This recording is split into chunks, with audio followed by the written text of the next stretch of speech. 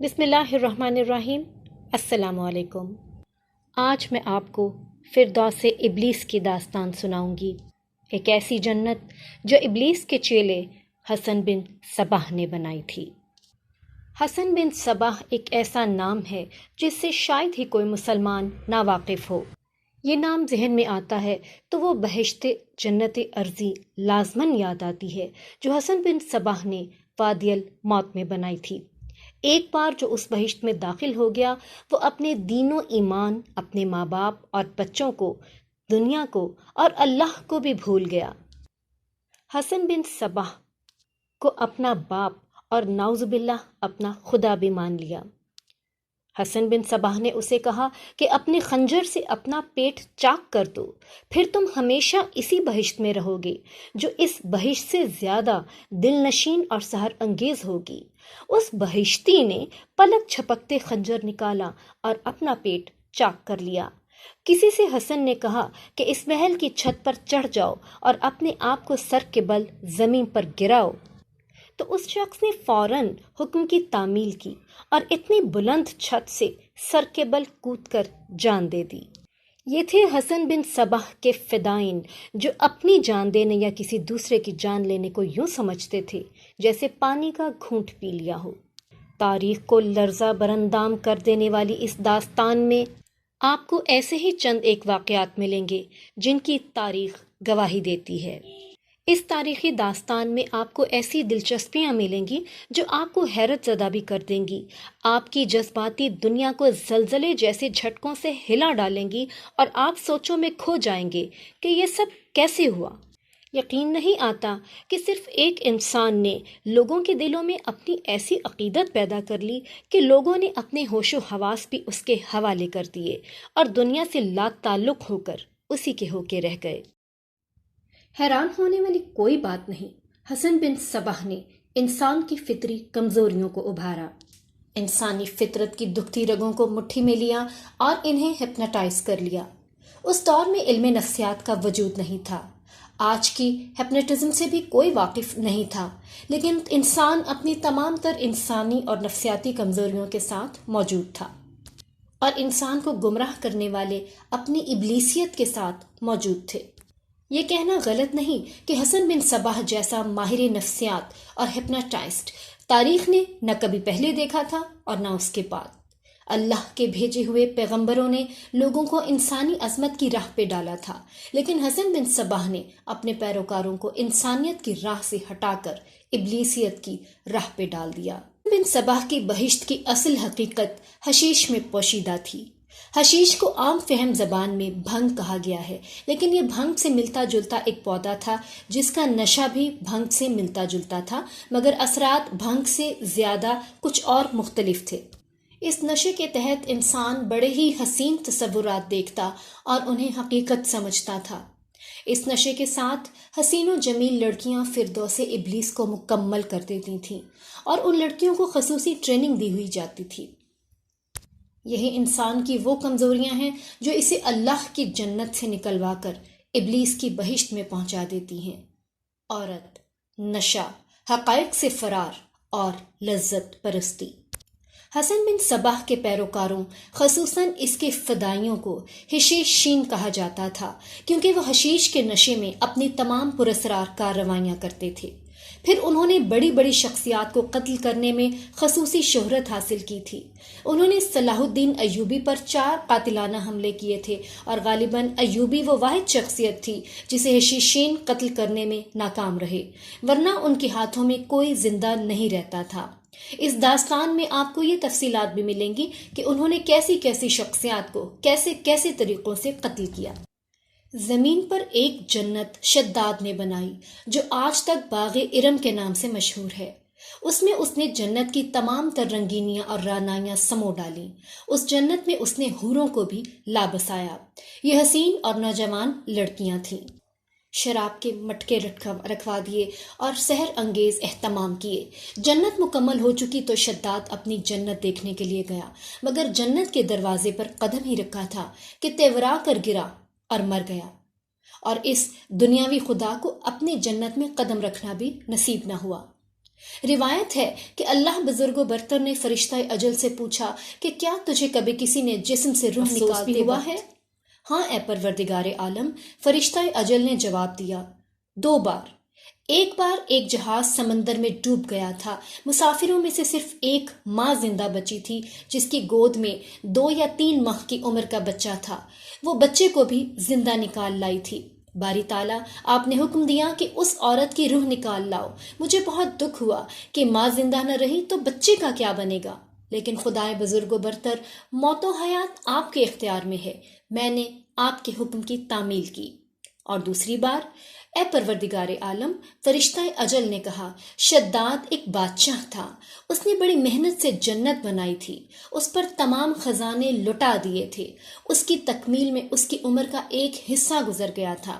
اس نے اپنی جنت کی تعمیر اس وقت شروع کی تھی جب وہ نوجوان تھا، اور تکمیل اس وقت ہوئی جب جوانی گزر گئی تھی۔ وہ اپنی جنت کو دیکھنے گیا تو آپ نے حکم دیا کہ یہ شخص اپنی بنائی ہوئی جنت میں داخل ہونے لگے تو اس کی روح دروازے سے نکال لاؤ۔ میں نے آپ کے حکم کی تعمیل کی، اپنا فرض ادا کیا، لیکن میرا دل رنج و ملال میں مبتلا ہو گیا کہ یہ شخص اپنی بنائی ہوئی جنت میں قدم بھی نہ رکھ سکا اور اسے ایک نظر دیکھ بھی نہ سکا، اور اس کا بے روح جسم جنت کے دروازے میں گر پڑا۔ لیکن اے خالق کائنات، میں چونو چرا نہیں کر سکتا تھا۔ جانتے ہو یہ شداد کون تھا؟ باری تعالیٰ نے پوچھا اور خود ہی جواب دیا، یہ وہی بچہ تھا جسے ماں نے سمندر میں روتا چھوڑ دیا تھا، اور میں نے تجھے کہا تھا کہ اس کی ماں کی روح نکال لاؤ۔ یا حیو یا قیوم یا ممیتو، فرشتہ اجل نے رکوع میں جا کر کہا، بے شک آپ ہمیشہ زندہ رہنے والے، زندگی اور موت دینے والے ہیں۔ پھر تاریخ میں ایک اور جنت کا ذکر ملتا ہے جو شداد کے باغ ارم جیسی پرانی بات نہیں بلکہ کل کی بات لگتی ہے۔ 5ویں صدی ہجری، 11ویں صدی عیسوی۔ تاریخ پرانی بات نہیں کہہ سکتی اسے، کیونکہ تاریخ میں سال لمحوں کی حیثیت رکھتے ہیں۔ یہ ابلیس کے حکم سے بنائی ہوئی دوسری ارضی جنت تھی جس کا خالق حسن بن صباح تھا۔ اس نے خدائی کا دعویٰ تو نہیں کیا تھا، لیکن بلا خوف تردید یہ دعویٰ کرتا تھا کہ خداوند تعالیٰ اس پر وحی نازل کرتا ہے، نعوذ باللہ، اور براہ راست احکام دیتا ہے۔ اس کے بنائے ہوئے فرقے کے پیروکار آج بھی موجود ہیں۔ حسن بن صباح نے ابلیس کی حکومت قائم کی تھی۔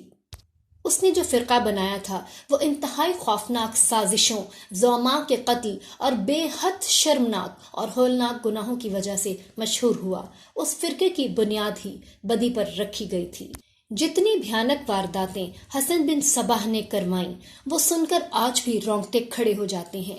حسین اور نوجوان لڑکیوں کا جو استعمال حسن بن صباح نے کیا وہ اس سے پہلے یا بعد کے کسی بھی دور میں نہیں ہوا، اور اولاد آدم اور ابلیس کی جو پراسرار، سنسنی خیز اور فکر انگیز کہانیاں اس کے دور میں ملتی ہیں وہ کسی اور دور میں نہیں ملتی۔ بھنگ، جسے حشیش کہتے ہیں، اس فرقے کی روحانی غذا تھی۔ اس فرقے کی کامیابی کا راز بھنگ میں تھا۔ حسن بن صباح کی جنت میں 2 ہی تو چیزیں تھیں جو انسان کو ابلیس کا چیلا نہیں بلکہ مکمل ابلیس بنا دیتی تھیں، اور یہ چیزیں تھیں حشیش اور حوریں۔ کیونکہ اس جنت میں حیران کن حد تک خوبصورت اور نوجوان لڑکیاں رکھی جاتی تھیں۔ نشہ شراب کا ہو، خواہ حشیش کا، چرس کا ہو، اور افیون کا یا ہیروئن کا، اللہ تبارک تعالیٰ نے اسے ام الخبائث کہا ہے۔ اس میں نسوانی حسن اور جنت کا نشہ شامل ہو جائے تو انسان خود خبائث کا چلتا پھرتا مجسمہ بن جاتا ہے۔ اولاد آدم جب راہ حیات کے اس موڑ پہ آئی جہاں حسن بن صباح نے جنت بنائی تھی تو اسے ابلیس کے قہقہے سنائی دینے لگے۔ یہاں سے ایسے قصوں اور کہانیوں نے جنم لیا جو آج بھی سنو تو دل پر ہیبت طاری ہو جاتی ہے۔ کبھی شک ہوتا ہے کہ یہ واقعات صداقت کے پیمانے پر پورے نہیں اترتے، لیکن یہ چھوٹی سے چھوٹی تفصیل تک سچے ہیں۔ اعمال صالح کہانی نہیں بنایا کرتے، کہانیاں ہمیشہ اعمال بد کی کوکھ سے جنم لیا کرتی ہیں۔ یہ کوئی کہانی نہیں ہوتی کہ ایک انسان نے ایک پیاسے کو پانی پلایا۔ کہانی اس سے بنتی ہے کہ ایک انسان نے ایک انسان کا خون پی لیا۔ آج داستان گو آپ کے لیے اس دور کی داستانیں لے کر آیا ہے جو سلجوقیوں کا دور حکومت تھا۔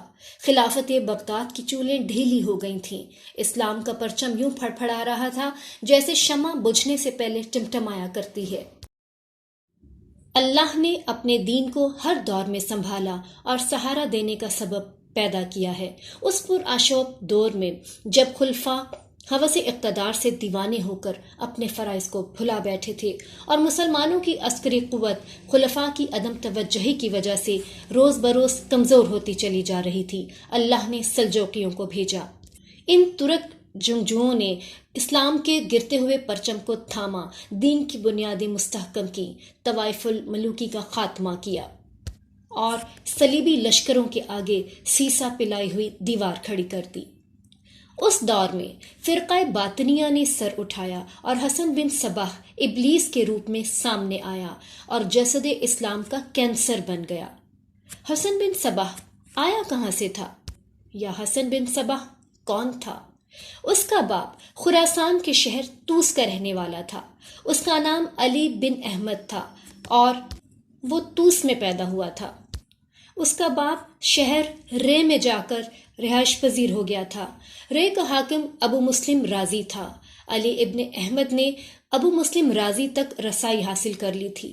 اس کا کام تھا ابو مسلم رازی کی خوشامد کرنا اور لوگوں کے خلاف مخبری کرنا۔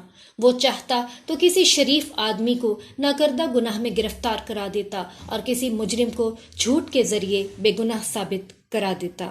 حسن بن صباح کا کردار اسی روز ایک خاص سانچے میں ڈھلنا شروع ہو گیا تھا جس روز باپ اسے عبد الملک بن عطاش کے پاس تعلیم و تربیت کی غرض سے لے گیا۔ عبد الملک بن عطاش نے پیش گوئی کرتے ہوئے کہا کہ اگر میں تیرے بیٹے کی آنکھوں میں غلط عکس نہیں دیکھ رہا تو یہ اتنی زیادہ طاقت کا مالک ہوگا کہ یہ جس کی آنکھوں میں آنکھیں ڈال کر دیکھے گا وہ اس کے آگے سجدہ ریز ہو جائے گا، اور یہ جس عورت پر نگاہ ڈالے گا وہ عورت اس کی ملکیت میں آ جائے گی، لیکن یہ طاقت ابلیسی طاقت ہوگی۔ حسن بن صباح کے باپ نے اس سے پوچھا کہ کیا تو اس کا راستہ بدل سکتا ہے؟ کیا تو اس کے دل میں خوف خدا پیدا کر سکتا ہے؟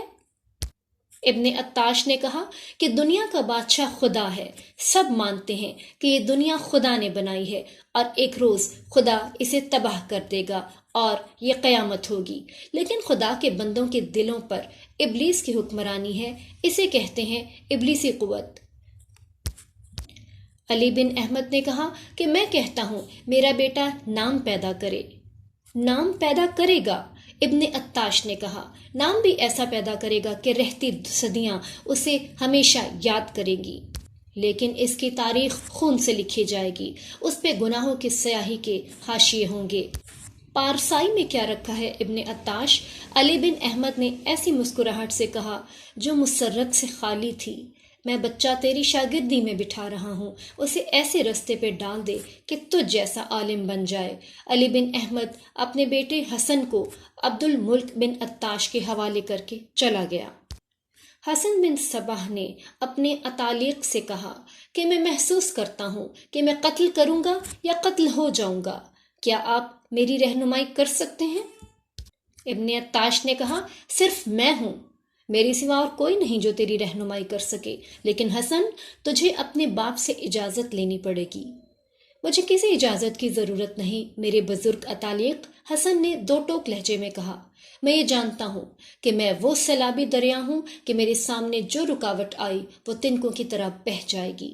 یہ بھی سوچئے کہ میرا باپ کہاں کا زاہد اور پارسا ہے، اس نے عیاری اور مکاری میں شہرت پائی ہے، میری فطرت اسی کے سانچے میں ڈھلی ہے، مجھے بھروسہ ہے تو صرف آپ کی ذات پر ہے۔ اس طرح حسن بن صباح نے عبد الملک ابن عطاش کی شاگردی کر لی، لیکن یہ شاگردی درپردہ تھی کیونکہ ابن عطاش اسے بڑے ہی پراسرار راستے پر ڈال رہا تھا۔ اگر حسن بن صباح کے ماں باپ دیکھ لیتے کہ عبد الملک ابن عطاش اس کے نوجوان بیٹے کو کس قسم کی تربیت دے رہا ہے تو وہ اسے اس استاد کی شاگردی سے فوراً اٹھا لیتے۔ ابن عطاش اسے کئی گھنٹے مسلسل ایک ٹانگ پر کھڑا رکھتا تھا، وہ گرنے لگتا تو اسے 1-2 کوڑے لگا دیتا تھا، 2-2 3-3 دن اسے بھوکا رکھتا اور اس کے بعد اسے کھانے کو جو کے چند دانے دیتا تھا۔ اپنے آپ کو پوری طرح قابو میں رکھنے کے لیے ابن عطاش نے اسے اس امتحان میں بھی ڈالا کہ ایک کمرے میں ایک انتہائی خوبصورت اور نوجوان لڑکی کو اس کے سامنے بٹھا کر اس کے سامنے دیوار پہ ایک چھوٹا سا سیاہ دائرہ بنا کر کہا کہ وہ اپنی نظریں اس دائرے پہ مرکوز رکھے اور ایک لمحے کے لیے بھی لڑکی کی طرف نہ دیکھے۔ علم سحر کے حامل لکھتے ہیں کہ تربیت کے اس مرحلے سے کامیاب نکلنا تقریباً ناممکن ہوتا ہے، خصوصاً نوجوانی کی عمر میں یہ مرحلہ اور زیادہ مشکل ہو جاتا ہے۔ حسن بن صباح جیسے کردار کا نوجوان اس مرحلے کو برداشت ہی نہیں کر سکتا۔ استاد اس مشق کو حسن سے بار بار کرواتا اور حسن سوئی کے اس ناکے میں سے بھی گزر گیا۔ حسن کو معلوم نہیں تھا کہ اس کمرے کے دروازے کے ایک کواڑ میں چھوٹا سا سوراخ تھا جس میں سے اس کا استاد اسے دیکھتا رہتا تھا۔ تو ساری دنیا کو فتح کرنے کی طاقت اور صلاحیت رکھتا ہے، ایک روز عبد الملک ابن عطاش نے اسے خراج تحسین پیش کرتے ہوئے کہا۔ اس نے کہا کہ عورت میں اتنی طاقت ہے کہ وہ جابر بادشاہ کو تخت سے اٹھا کر اپنے قدموں میں بٹھا سکتی ہے۔ اپنی بات ثابت کرنے کے لیے ابن عطاش نے حسن کو ایک کہانی سنائی۔ جولیس سیزر روم کا بڑا ہی زبردست، طاقتور اور جنگجو بادشاہ تھا۔ اس زمانے میں روم ہی ایک جنگی طاقت تھی جس کے خوف سے دنیا لرزتی تھی۔ جولیس سیزر نے مصر پر فوج کشی کی۔ اس وقت کلوپترا مصر کی ملکہ تھی۔ اسے اطلاع ملی کہ روم کی فوج شہر کے باہر پہنچ گئی ہے۔ کلوپترا نے جولیس سیزر کی طرف اپنا ایلچی اس پیغام کے ساتھ بھیجا کہ وہ اس سے ملنا چاہتی ہے۔ جولیس سیزر نے سن رکھا تھا کہ کلوپترا کے ہاتھ میں کوئی ایسا جادو ہے جو ہر حملہ آور بادشاہ کو اس کا غلام بنا دیتا ہے۔ ان حکایات کے پیش نظر جولیس سیزر نے کلوپترا سے ملنے سے انکار کر دیا۔ اس نے تہیہ کر لیا تھا کہ ملکہ مصر کو اس وقت دیکھے گا جب رومی فوج شہر میں داخل ہو کر مصری فوج سے ہتھیار ڈلوا چکی ہوگی۔ جولیس سیزر نے شہر کو محاصرے میں لینے کا حکم دے دیا۔ وہ بادشاہ تھا، اس کا خیمہ ایک سفری محل تھا۔ محاصرہ مکمل ہونے کے 1-2 روز بعد ایک ادھیڑ عمر آدمی جو مصری تھا اپنے کندھے پر ایک قالین اٹھائے جولیس سیزر کے خیمے کے سامنے آن رکا۔ قالین گولائی میں رول کیا ہوا تھا جو اس مصری نے کندھے پر اٹھا رکھا تھا۔ اس نے جولیس سیزر کے محافظوں سے کہا کہ وہ قالین باف ہے اور وہ یہ قالین جو بہت ہی قیمتی اور خوبصورت ہے بادشاہ کو دینا چاہتا ہے۔ رومی محافظ اسے دھکے دے کر پیچھے ہٹانے لگے تاکہ وہ بادشاہ کے آرام میں مخل نہ ہو۔ مصری قالین باف نے اونچی آواز میں بولنا شروع کر دیا کہ میں تمہارے بادشاہ کو یہ قالین دے کر ہی جاؤں گا۔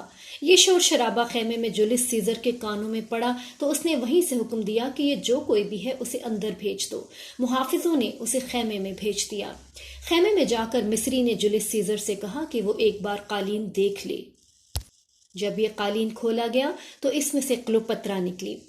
جولیس سیزر کا چہرہ عتاب شاہی سے سرخ ہو گیا، لیکن جب کلوپترا نے اپنی خوبصورتی کا جادو چلایا تو کچھ ہی دیر بعد روم کا اتنا زبردست اور طاقتور بادشاہ بھول ہی گیا کہ وہ بحیرہ روم کی لہروں کو چیرتا مصر میں کیوں آیا تھا۔ پھر جانتے ہو حسن کیا ہوا؟ جولیس سیزر جو حملہ آور تھا ایک شاہی مہمان کی حیثیت سے کلوپترا کے ساتھ شہر میں داخل ہوا۔ بہت دنوں بعد جولیس سیزر اپنی فوج کو ساتھ لے کر واپس چلا گیا۔ اس کے جرنیلوں نے روم میں اپنے ساتھی جرنیلوں کو بتایا کہ مصر میں ان کے بادشاہ نے کیا کیا۔ ایک روز جولیس سیزر محل میں بیٹھا تھا کہ اسے اطلاع دی گئی کہ فلاں جگہ فوراً پہنچے۔ وہ اٹھ کر چل دیا۔ محل کے قریب ہی ایک اور عمارت تھی جس میں اسے جانا تھا۔ وہ جو ہی اس عمارت میں داخل ہوا اسے 10-12 آدمیوں نے گھیر لیا اور خنجر سے بڑی ہی بے دردی سے قتل کر دیا۔ ہاں محترم اطالق، حسن بن صباح نے کہا، میں آپ کی بات سمجھ گیا ہوں کہ آپ مجھے کیا سمجھانا چاہتے ہیں۔ اس سبق کو میں نہیں بھولوں گا۔ ابن عطاش نے کہا کہ اے حسن، میں تجھے ایک اور مرحلے میں بھیجنا چاہتا ہوں۔ اگر تو اس مرحلے سے بھی زندہ و سلامت نکل آیا تو پھر تجھ میں ایسی طاقت آ جائے گی کہ آسمان کی طرف دیکھ کر تو جس ستارے کی طرف اشارہ کرے گا وہ تیری جھولی میں آ گرے گا۔ ابن عطاش نے حسن بن صباح کو تربیت کے اگلے مرحلے میں ڈال دیا، جس میں اسے قبروں میں مدفون انسانوں کی مختلف ہڈیوں کا استعمال سکھایا جانا تھا۔ ابن عطاش نے اسے پہلی بار آدھی رات کے وقت کہا کہ وہ قبرستان میں جائے اور کوئی ایسی قبر تلاش کرے جو بہت ہی پرانی ہو۔ پرانی قبر کی نشانی کیا ہوگی؟ حسن بن صباح نے پوچھا۔ کوئی ایسی قبر دیکھ جو نیچے کو دھس گئی ہو، ابن عطاش نے کہا۔ اس سے آگے کی کہانی جاننے کے لیے ہماری اگلی قسط کا انتظار کیجیے اور کمنٹس میں لکھ کر ضرور بتائیے کہ آپ کو تاریخ سے یہ سچی کہانی کیسی لگی۔ اگلی اقساط میں یقیناً حسن بن صباح کی فردوس کے قصے اور اس کے مظالم کی داستانیں قصہ بقصہ آپ کو سنائی جائیں گی، تو اگلی ویڈیو ضرور سنیے گا۔ اللہ حافظ۔